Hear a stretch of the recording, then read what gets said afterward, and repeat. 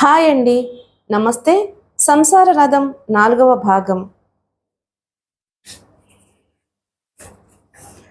స్టేషన్లో రైలొచ్చి ఆగింది. భానుమతి ఆతృతగా కృష్ణప్రసాద్ కొరకు చూస్తుంది. కానీ డ్రైవర్ కనిపించాడు. అమ్మగారిని చూడగానే దగ్గరకొచ్చి నమస్కరించాడు. అయ్యగారేరి?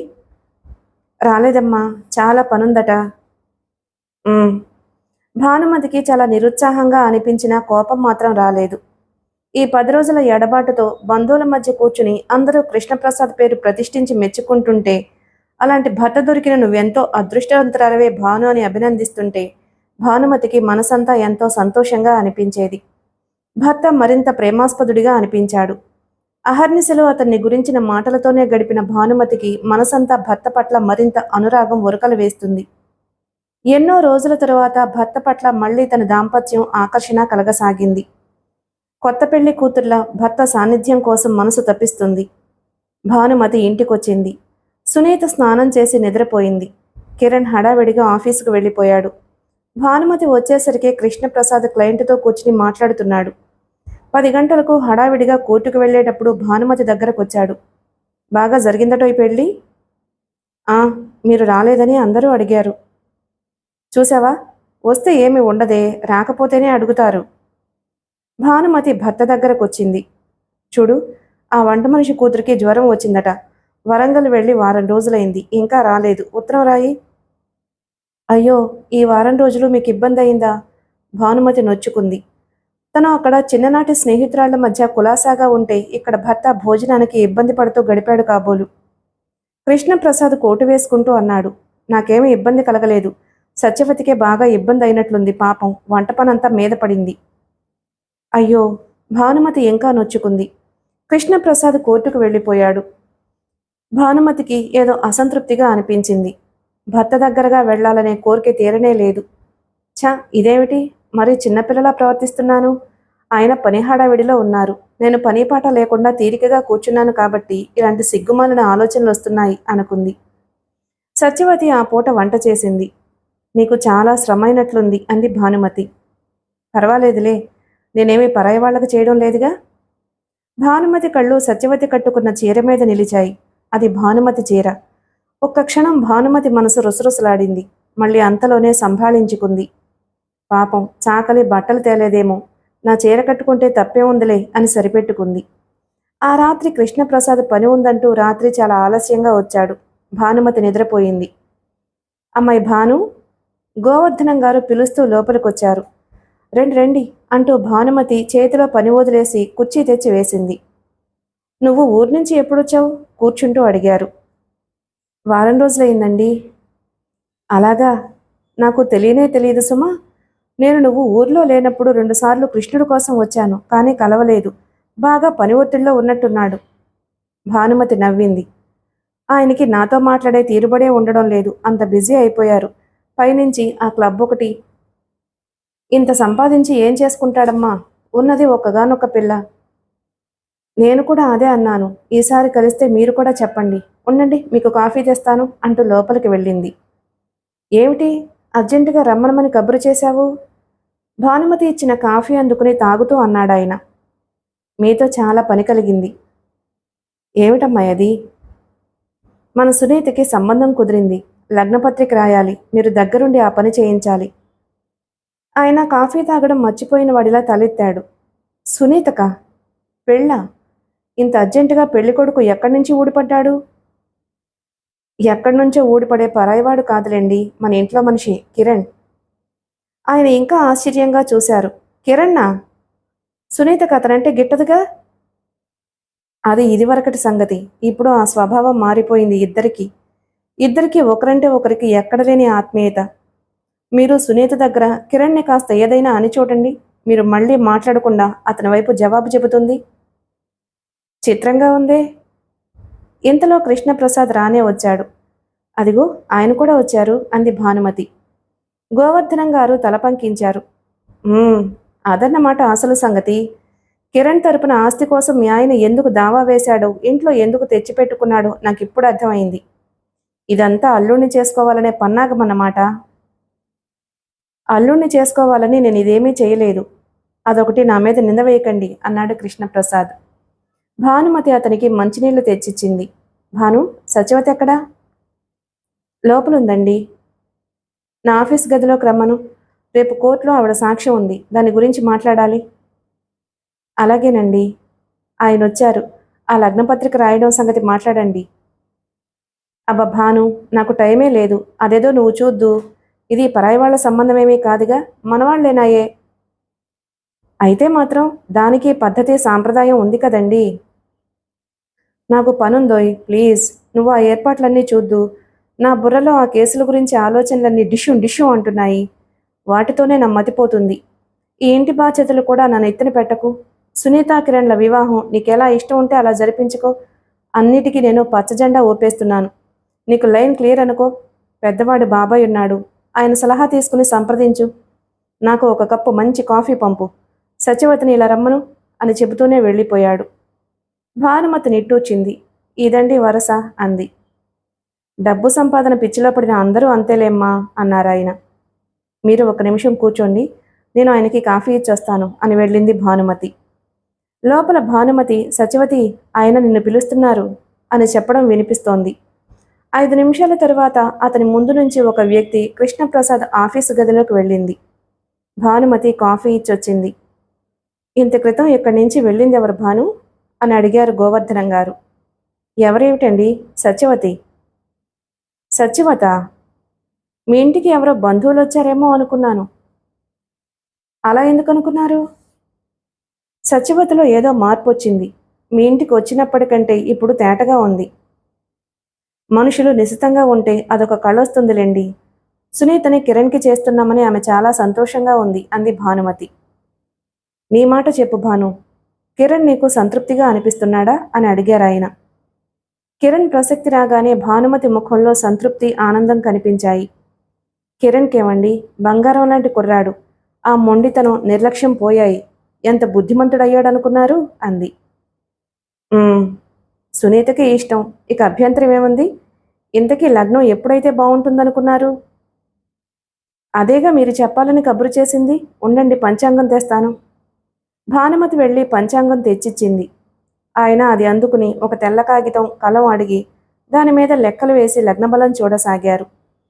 అవతల గదిలో కృష్ణప్రసాద్, సత్యవతి కూర్చుని మాట్లాడుతున్నారు. చీకటి పడింది. గురువారం 24వ తేదీ బావుందమ్మా అంటున్నారు గోవర్ధనం గారు. అయితే అదే ఖాయం చేసుకుందాం. ఉండండి, చీకటి పడింది, లైట్ వేస్తాను అంటూ భానుమతి వెళ్ళి లైటు వేసింది. అవతల గదిలో సత్యవతి, కృష్ణప్రసాద్ ఇంకా మాట్లాడుతున్నారు. కానీ చీకటి పడిందని గాని లైటు వేయాలని గాని ఆ ధ్యాసే లేనట్టుగా కూర్చున్నారు. కిరణ్ గదిలో కిటికీ దగ్గర నిలబడి ఉన్నాడు. అతను చేతిలో జేబుర్మాలని మాటిమాటికి మెలిపెడుతూ సరిదీస్తున్నాడు. అతని ముఖం ఉత్తేజంగా ఉంది. ఆ కళ్లల్లో కంగారు, భయం కూడా కనిపిస్తున్నాయి. ఇంతలో గదిలోకి జూలీ బుల్లిబుల్లి కాళ్లతో పరిగెత్తుకుంటూ వచ్చింది. అదొచ్చిందంటే వెనక సునీత వస్తుందన్నమాటే. అతని కంగారు మరింత ఎక్కువైంది. చప్పున జూలీని 2 చేతులతో అందుకుని ఎత్తుకున్నాడు. దాని తల మీద చెయ్యి వేసి నిమరసాగాడు. అడుగుల చప్పుడు వినిపించింది. అతను సిగ్గుతో కళ్ళెత్తి సూటిగా చూడలేకపోతున్నాడు. గదిలోకి సునీత వచ్చి నిలబడింది. గులాబీ రంగు జరియాంచు చీర సునీత పాదాల దగ్గర మెరుస్తుంది. అతని చూపులు అక్కడి నుంచి పైకి లేవలేకపోతున్నాయి. ఎందుకు పిలిచావు? సునీత అడిగింది. కూర్చో, తడబాటుగా అన్నాడు. సునీత కూర్చోలేదు. ప్లీజ్, 1 నిమిషం కూర్చో, నిన్నో చిన్న మాట అడగాలి. అడుగు, ఏమిటది? జూలీ సునీతను చూడగానే కిరణ్ చేతుల్లోంచి కిందకు జారడానికి మెలితిరగసాగింది. కానీ కిరణ్ దాన్ని వదల్లేదు, గట్టిగా పట్టుకున్నాడు. అతని వాలకం చూసిన సునీత అతను ఏదో చెప్పాలని చెప్పలేకపోతున్నాడని గ్రహించింది. జూలీ అప్పటికే కిరణ్ని వదలకపోతే కొరుకుతానన్నట్లు బెదిరించి అతని చేతుల్లోంచి జారి సునీత మీదకు ఎగబ్రాకింది. కిరణ్ టేబుల్ దగ్గరకొచ్చి నిలబడ్డాడు. చెప్పు, ఏమిటి? అవతల వాళ్ళందరూ ఉన్నారు, అర్జెంటుగా మాట్లాడాలి అన్నావుగా, చెప్పడానికి సందేహం ఎందుకు అంది. సునీత, వాళ్ళు లగ్నపత్రిక రాస్తున్నారు, నిన్ను అడిగారా? లేదే అంది ఆశ్చర్యంగా. అడగలేదు కదూ? నేను అప్పుడే అనుకున్నాను.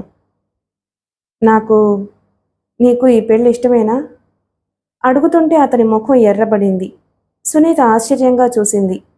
నీకు? ఎదురు రెట్టించింది. నా సంగతి వదిలేయ్, నీ మాట చెప్పు నిలదీసింది. నన్నెవరూ అడగలేదు. అది నాకు చాలా బాధగా కోపంగా ఉంది. మనం చిన్నపిల్లలమా బొమ్మలమా? అతను ఆవేశంగా అన్నాడు. ఒకవేళ ఎవరైనా అడిగి ఉంటే నువ్వు ఏమని సమాధానం చెప్పేవాడివి? ముందు నీ ఇష్టం తెలుసుకోమనేవాణ్ణి. సునీత పక్కున నవ్వింది. అమ్మకి నాన్నకి మన మనసులు తెలియవా? వాళ్ళు నన్నేమీ అడగలేదు. కానీ నాకేమీ కోపం రాలేదే. నీకు కోపం ఎందుకు వచ్చిందబ్బా? బొగ్గన వేలుంచుకుని ఆశ్చర్యం నటించింది. నీ మనసు తెలుసుకోకుండా ఈ పని చేస్తున్నారేమో అనే భయంతో సునీత. నువ్వు మనస్ఫూర్తిగా ఒప్పుకుంటున్నావా? నా సంగతి నీకు తెలీదా కిరణ్? నా ఇష్టం లేకపోతే మనసులో దాచుకోను, టపీమని చెప్పేస్తాను. మా అమ్మ దగ్గర నాన్న దగ్గర నాకు ఆ చనువుంది. నా విషయం వేరు. నేనంటే వాళ్ళ కూతుర్ని. నిన్ను అడగకపోవడం వాళ్ళ తప్పే. నేను ఇప్పుడే వెళ్ళి అమ్మతో చెబుతాను. లేచి వెళ్ళబోయింది. ఆగాగు, అతను కంగారుగా అటొచ్చాడు. నీ సంగతి తెలుసుకోవడం కోసమే నేను అడిగాను. అసలు నీకు అనుమానం ఎలా వచ్చింది? మొదట్లో నేను చాలా మొరటుగా ప్రవర్తించాను. అది తలుచుకుంటే నాకు ఇప్పుడు ఎంతో సిగ్గేస్తుంది. నాకప్పుడేమీ తెలియదు సునీత. నా బాల్యం నీకు పూర్తిగా వ్యతిరేకంగా గడిచింది. కారణం తెలియదు గాని మా అమ్మ నాన్న ఎప్పుడూ పోట్లాడుకునేవారు. నాకేమిటో ఎప్పుడూ చిరాగ్గా ఉండేది. స్నేహితుల మధ్య ఎక్కువ కాలం వెళ్ళబుచ్చడానికి చూసేవాడిని. వాళ్ళు ఒకరి వెనుక ఒకరు మాట్లాడుకోవడం, డబ్బు కోసం ఒకరి మీద ఒకరు ఆత్మీయత నటించడం, ఇదంతా ఇంకా యావగింపుగా అనిపించేది. నాకు మనుషులంటే విసుగ్గా ఉండేది. ఎవరిని చూసినా ఏదో ఒక వంకర మాటని ఏసడించే బుద్ధి అయింది. ఇక్కడికొచ్చిన తర్వాత మీ అమ్మ నన్ను పూర్తిగా మార్చేసింది. నిజం చెప్పాలంటే నాకు ఇలాంటి తల్లి తండ్రి ఉంటే ఎంత బాగుండునో అనిపించేది.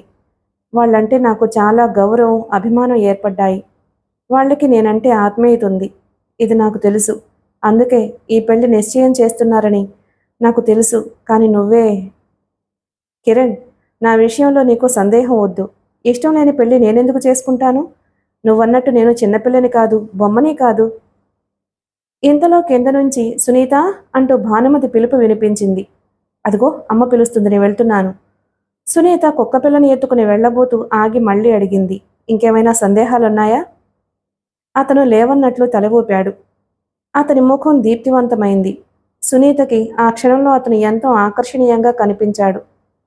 కుక్కపిల్లని తీసుకుని వడివడిగా కిందకు దిగొచ్చింది. అతను అలా ధైర్యం చేసి నిర్మోహమాటంగా తన అభిప్రాయం తెలుసుకోవడం సునీతకి నచ్చింది. ఆస్తిలో కిరణ్ వాటా కోసం వేసిన కేసులో కృష్ణప్రసాద్ గెలిచాడు. కిరణ్ పేరిట ఊరిలో కొంత పొలం, సిటీలో ఒక మెడికల్ షాపు వచ్చాయి. ఈ వార్త ఇంట్లో అందరికీ పండుగలా అయింది. తెలిసిన వాళ్లంతా ఇది సునీత అదృష్టం అన్నారు. మనం పెట్టిన దానికి వడ్డీతో సహా రాబట్టుకో అన్నాడు కృష్ణప్రసాద్. ఏమిటండి మీ మాటలు? వాళ్ళకి మనం అప్పుగా పెట్టామా వడ్డీతో వసూలు చేయడానికి? స్నేహితులుగా మనం చేయగలిగింది చేశాం గాని అంది భానుమతి. ఊరికే అన్నానులేవోయ్ అన్నాడతను. ఆంటీ, రేపు నాకు సెలవు, అందరం కలిసి ఎటైనా వెళదాం అన్నాడు కిరణ్. గండిపేట పిక్నిక్కి వెళ్దాం మమ్మీ అంది సునీత. నాకు పనుంది కిరణ్. మా అన్నయ్య ఇంటికి ఢిల్లీ నుంచి మా మేనత్త కూతురు వచ్చింది.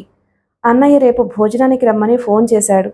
మీ మామయ్య నేను అక్కడికి భోజనానికి వెళ్తున్నాం అంది భానుమతి. కిరణ్, నువ్వు సునీత వెళ్ళిరండి అన్నాడు కృష్ణప్రసాద్. సునీత ముఖం ఈ మాట వినగానే దీప్తివంతమైంది. మర్నాడు భానుమతి తనే స్వయంగా పలహారాలు చేసి టిఫిన్ క్యారియర్ సర్ది సునీత కిరణ్లకిచ్చింది.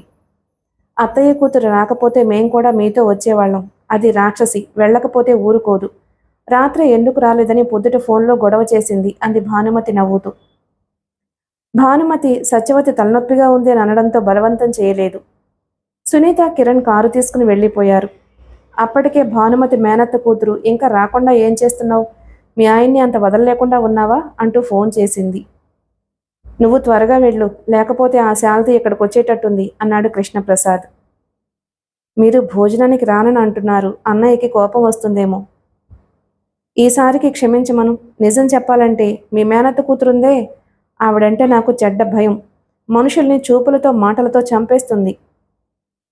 మీ గురించి మీ వెనక చాలా మెచ్చుకుంటుందండి. థ్యాంక్స్ బాబు, నాకు అర్జెంట్ పనుందని చెప్పు. భోజనానికి రాకపోతే సాయంత్రం స్టేషన్కి వెళ్ళడానికైనా వస్తారా? నాకు క్రిమినల్ కేసు ఒకటి ఉంది. క్లయింట్ వస్తాడు, మాట్లాడాలి. చూస్తాను.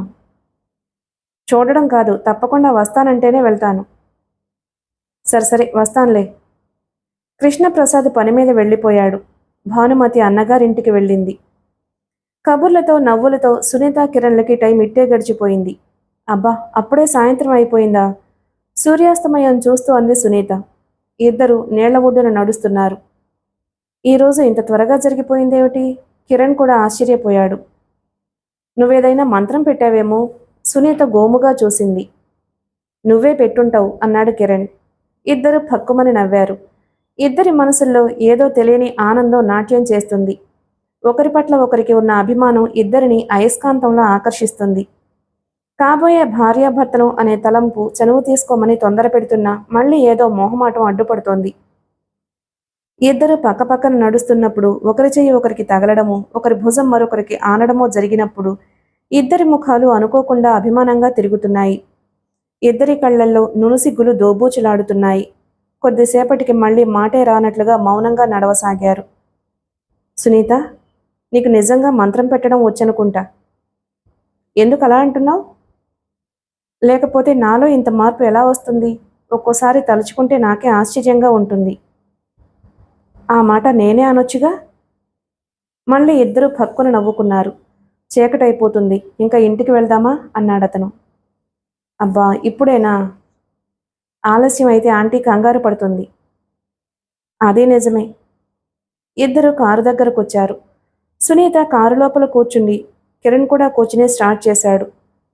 కారు 2 గజాలు నడిచి కుయ్యమని ఆగిపోయింది. అతను మళ్ళీ స్టార్ట్ చేశాడు.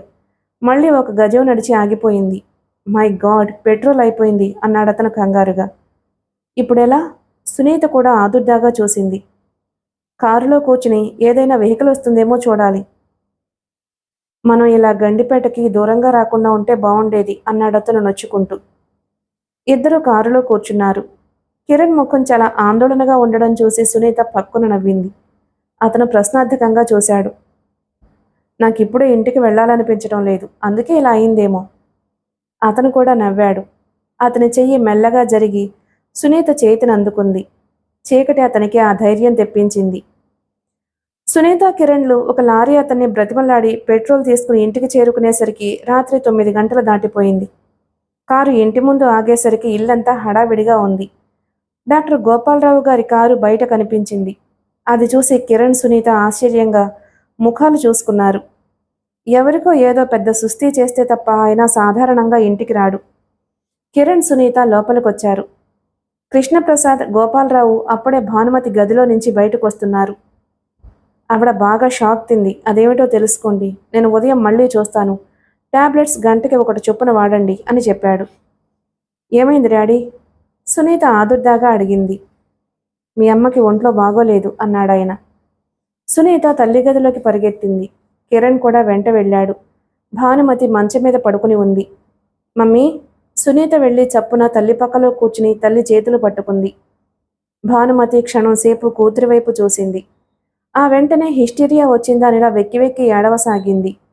ఆ ఏడుపు హృదయ విదారకంగా ఎలాంటి వారికైనా కంటతడి తెప్పించేంత దీనంగా ఉంది. మమ్మీ, ఏమైంది మమ్మీ? సునీతకి ఏడుపు వచ్చేసింది. భానుమతి ఏడుపు ఆగలేదు. కిరణ్ మంచం దగ్గరకొచ్చి నిలబడ్డాడు. ఆంటీ, ఎంతో అనునయంగా ఆర్ద్రంగా పిలిచాడు. భానుమతి ఏడుపు ఇంకా ఇంకా ఎక్కువైంది తప్ప తగ్గలేదు. డాక్టర్ని పంపిన కృష్ణప్రసాద్ లోపలికొచ్చాడు. ఏడుస్తున్న భానుమతి బిక్కముఖాలతో నిలబడిన పిల్లల్ని చూశాడు. భాను, భాను పిలిచాడు. దగ్గరకొచ్చి మంచం మీద కూర్చుని తల మీద చెయ్యి వేశాడు. భానుమతి అతని చెయ్యి అవతలకి తోసేసింది. మీరు నా మంచం మీద నుంచి లేవండి, నన్ను ముట్టుకోకండి, అవతలకు వెళ్ళండి అరిచినట్లు అంది. ఆ క్షణంలో పిచ్చి ఆవేశంతో ఉన్న భానుమతి ముఖం చూస్తుంటే సునీతకి భయం వేసింది. కృష్ణప్రసాద్ ఏమీ మాట్లాడలేదు. మంచం మీద నుంచి లేచాడు. సునీ, వెళ్ళి బట్టలు మార్చుకో. కిరణ్, వెళ్ళు. డాక్టర్ మీ ఆంటీని విశ్రాంతిగా ఉండనీయమని చెప్పాడు అన్నాడు. సునీత, కిరణ్ ఇద్దరూ గదిలోంచి వచ్చారు. ఇద్దరూ అర్థం కానట్లు ముఖాలు చూసుకున్నారు. అమ్మకేమైంది డాడీ? కొద్దిసేపైన తరువాత సునీత తండ్రిని అడిగింది. మతిపోయింది, పళ్ళ బిగువున అన్నాడతను. అవునండి, నాకు మతిపోయింది. నేను పిచ్చిదాన్నయ్యాను. నన్ను పిచ్చాసుపత్రిలో చేర్పించండి. మీ పీడ వదిలించుకోండి, మీకు అడ్డుపోతుంది. భానుమతి ఎప్పుడు మంచం మీద నుంచి లేచొచ్చిందో అపరకాళిలా చూస్తూ అంది. భాను! కృష్ణప్రసాద్ చప్పున లేచొచ్చి పట్టుకున్నాడు. ఛీ, నన్ను వదలండి. మీరు మీరు మీరు ఇలాంటి వారని నేను అనుకోలేదు. ఇంతకంటే నేను చావడం నయం. చిచ్చి! భానుమతి తలుపుకేసి తలకొట్టుకోసాగింది. మమ్మీ! సునీత వచ్చి చప్పున బలంగా పట్టుకుంది. భాను ప్లీజ్! సునీత చూడు ఎలా భయపడుతుందో. దాని మనసు పాడు చేయకు. నీకు ఎలా ఇష్టం ఉంటే అలా జరుగుతుంది. ముందు ఆ తల్లి కొడుకులిద్దరినీ ఇంట్లో నుంచి పంపించేయండి. నువ్వు ఎలా చెబితే అలా జరుగుతుంది అని చెబుతున్నానుగా. పద రెస్ట్ తీసుకో. కృష్ణప్రసాద్ భార్య రెక్కపట్టుకుని బలవంతంగా గదిలో నుంచి నడిపించి మంచం మీద పడుకోబెట్టాడు. ఘర్షణగా మాటలు వినిపించడంతో కిరణ్ కూడా అక్కడికొచ్చాడు. సునీత మందు తాగించడంతో భానుమతి కొద్దిసేపటికి నిద్రపోయింది. ప్రొద్దుట మేము వెళ్లేటప్పుడు బాగానే ఉందిగా, అసలు ఏమైంది డాడీ? సునీత తండ్రిని అడిగింది. కృష్ణప్రసాద్ కుర్చీలో కూర్చున్నాడు. ఏమైంది అంకుల్? కిరణ్ కూడా ఆరాగా ఆదుర్దాగా అడిగాడు. పిల్లలిద్దరూ అతని కుర్చీకి చెరోపక్కగా నిలబడి ఉన్నారు. ఏం జరిగిందో అతడి నుంచి తెలుసుకోవాలని ఆతృతగా ఎదురు చూస్తున్నారు. కానీ కృష్ణప్రసాద్ చెప్పలేకపోయాడు. వారికి సమాధానం చెప్పలేనట్లుగా జుట్టులోకి వేళ్లు పోనిచ్చుకుని టేబుల్ వైపు తలదించుకున్నాడు. ఓ గాడ్, వాట్ ఏ హెల్ అని గొణుక్కున్నాడు. మీరిద్దరూ వెళ్ళి పడుకోండి, నేను ఇక్కడుంటాను అన్నాడు. సునీత, కిరణ్ గది బయటకొచ్చారు. ఇద్దరి మనసులు ఆందోళనమయంగా ఉన్నాయి. అసలేమై ఉంటుంది అన్నాడు కిరణ్. సునీత అతని వైపు చూసింది. ఆ తల్లి కొడుకులిద్దరినీ ఇంట్లో నుంచి పంపించేయండి అన్న తల్లి మాటలు చెప్పబోయింది కాని నిగ్రహించుకుంది. సునీత కళ్లల్లో నీళ్లు తిరిగాయి. సునీ! కిరణ్ సునీత భుజం మీద చెయ్యానించాడు. నాకు భయం వేస్తుంది కిరణ్ అంది. అధైర్యపడకు, ఆంటీకి తగ్గిపోతుందిలే అన్నాడతను. మనం ఇప్పుడు ఇల్లు మారడానికి తొందరే ఉందమ్మా. ఆంటీకి ఒంట్లో బాగోలేదు. ఈ పరిస్థితిలో మనం వెళ్ళిపోతే ఏం బాగుంటుంది తల్లితో అన్నాడు కిరణ్. అదంతా వాళ్ళు ఆలోచించుకోలేరంటావా? అంకుల్ మనం ఆ ఇంట్లో చేరడానికి రేపు బాగుందని ఎందుకు చెప్పాడంటావు? సత్యవతి చిరాగ్గా అంది. అడ్వాన్స్ ఇచ్చాం కదా అని అనుకుని ఉండొచ్చు. వాళ్లకు ఏదైనా ఇబ్బందిగా ఉంటే మనం గమనించాలి గాని వాళ్ళు చెబుతారా? కిరణ్, తలతెక్క ప్రశ్నలకు నేను జవాబు చెప్పలేను. మనం రేపు ఇల్లు మారేది ఖాయం. మనం ఇంట్లో నుంచి వెళితే ఆవిడికి శాంతిగా ఉంటుంది. తప్పనిసరిగా ఉండాల్సినన్ని రోజులు ఎలాగో ఉన్నాం. ఇంకా జాప్యం చేసి వాళ్ళను విసిగించడం భావ్యం కాదు. అంకుల్ ఏది చేసినా మన మంచి ఆలోచించే చేస్తారు. ఆయనకు ఎదురు చెప్పొద్దు అంది సత్యవతి. కిరణ్ నిట్టూర్చాడు. ఇదివరలో అయితే తల్లితో తర్కానికి దిగేవాడు, ఎదురు తిరిగేవాడు. మరీ ఇష్టం లేకపోతే తన మానాన తన ఇంట్లో నుంచి వెళ్ళిపోయేవాడు. కానీ ఇప్పుడు కిరణ్ స్వభావం మారింది. తనకి ఒక బాధ్యత ఉందని తెలుసుకున్నాడు. తను అవివేకంతో తొందరపాటుగా ప్రవర్తిస్తే అది ముఖ్యంగా తల్లి కంటే ఎక్కువగా భానుమతిని, కృష్ణప్రసాద్ని బాధ పెడుతుందని గ్రహించిన అతను జాగరూకతతో మసలడం నేర్చుకున్నాడు. సరేనమ్మా, నీ ఇష్టం అన్నాడు. కొడుకు తర్కానికి దిగనందుకు సత్యవతి సంతోషించింది. సత్యవతి వేరే ఇల్లు అద్దెకు తీసుకోగానే ఎప్పుడెప్పుడు ఈ ఇంట్లో నుంచి వెళ్ళిపోదామా అని క్షణాలు లెక్క పెట్టుకోసాగింది. అయినా ఈ ఇల్లు విడిచి తను ఎంత దూరం వెళుతోందని? కృష్ణప్రసాద్ రోజు కోర్టుకు వచ్చిపోయే తోవే అది. మధ్యాహ్నం లంచ్ టైంలో అతనికి పని ఒత్తిడి లేకపోతే ఒక అరగంట వచ్చి వెళ్ళొచ్చు. కానీ కిరణ్ ఆలోచన ధోరణి పూర్తిగా భిన్నంగా ఉంది. ఈ వేరే ఇల్లు తీసుకోవాలన్న సూచన ఎవరి ద్వారా జరిగింది అతనికి తెలియదు. కానీ దాన్ని కృష్ణప్రసాద్ వెంటనే ఆమోదించడంతో ఇల్లు కుదిరింది. నెల అద్దె అడ్వాన్స్గా ఇచ్చి వెళ్లాల్సిన రోజు నిర్ణయం కూడా అయిన తరువాత అతనికి సత్యవతి ఈ విషయం చెప్పింది. ఈ మాట వినగానే అతను కంగారు పడ్డాడు. అడ్డు చెప్పబోయాడు కానీ సత్యవతి ఇది కృష్ణప్రసాద్ చేసిన నిర్ణయం అనగానే మారు మాట్లాడలేకపోయాడు. ఇప్పుడిప్పుడే అతనికి సునీతకి మధ్య అనిర్వచనీయమైన స్నేహాభిమానాలు పెరుగుతున్నాయి. కొద్ది రోజుల్లో తామిద్దరూ కాబోయే భార్యాభర్తలం అనే భావన ఇద్దరూ అనుకోకుండా ఒకరివైపు ఒకరు మాటల సందర్భంలో చూసినప్పుడు చెంపలు ఎరుపెక్కేలా చేస్తుంది. సునీత ఎప్పుడు కిరణ్ గది పట్ల ఎంతో శ్రద్ధ తీసుకుంటుంది. ఉదయం అతను లేచేసరికి పేస్టు, బ్రష్ రెడీగా ఉంటాయి. ముఖం కడుక్కుంటాడో లేదో వేడివేడి కాఫీ కప్పు టేబుల్ మీద సిద్ధంగా ఉంటుంది. భానుమతికి ఒంట్లో బాగాలేకపోయినా అతని భోజనం ఎంతో శ్రద్ధగా అమర్చి ఉంటుంది. సాయంత్రం అతను ఆఫీస్ నుంచి వచ్చేసరికి పక్క మీద తెల్లటి దుప్పటి ఉంటుంది. గదిలో టేప్ రికార్డర్ ఆన్ చేసి సన్నగా సంగీతం వినిపిస్తూ ఉంటుంది.